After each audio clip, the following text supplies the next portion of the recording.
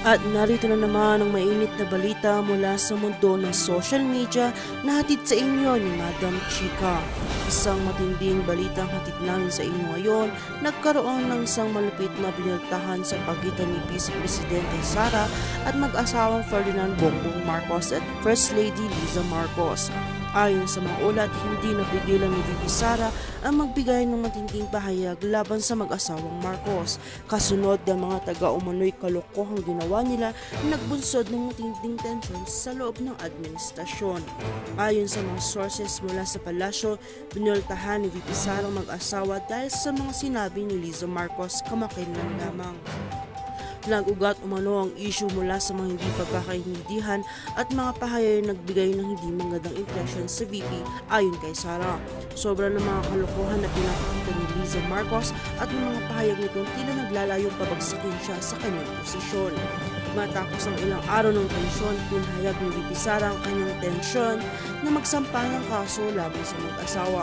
Ayon sa kanyang opisina, mayroon na silang sapat na ebidensya upang maghain ng legal na hakbang laban kay Liza at Pangulong Bongbong Marcos. Sa isang pahayag, sinabi ni VP Sara na hindi na siya magpapatalo sa mga paninira at kalokohang pinapalabas ng mga Marcos. Hindi ko hahayaan na magpatuloy ang mga kasinungalingan at hindi makatulong ang mga akusasyon laban sa akin, dagdag pa ni Sara. Naglabas naman ng reaksyon ng kampo ng mag-asawang Marcos. Ayon kay First Lady Liza Marcos, hindi niya maintindihan kung bakit nagkaroon ng ganitong insidente, lalo na't ang kanilang layunin ay magkaisa ang mga miyembro ng administrasyon. Sinabi naman ni Pangulong Bongbong Marcos na sila ay maghihintay ng tamang proseso at hindi sila matitinig sa mga bintang ni VP Sara. Kami magpapakita ng katotohanan, ani ni Marcos sa isang press conference. Sa ngayon, nag-aabang buong bansa kung paano magpapatuloy ang kasong ito.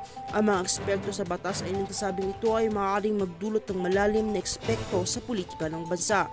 Kung matutuloy ang kaso, maaaring magbukas ito ng isang matinding digmaan sa pagitan ng mga pinakamataas na opisyal ng gobyerno. Samantala, patuloy na pagsusulong ang kanilang mga argumento ang mga taga-suporto ng bawat kampo.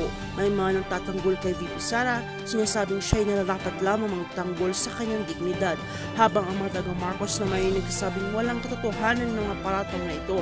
Hindi pa tiyak kung anong magiging kahinatnan ng isyong ito, ngunit tiyak na magiging isang malaking usapan ito sa mga darating na araw. Maghintay tayo ng mga susunod na kaganapan. At kung nais kang may impormasyon kami, panoorin ang video. At kung bago ka pa lamang sa akin channel ay huwag kalimutang mag-like, share, and subscribe para update ka sa aming bagong balita.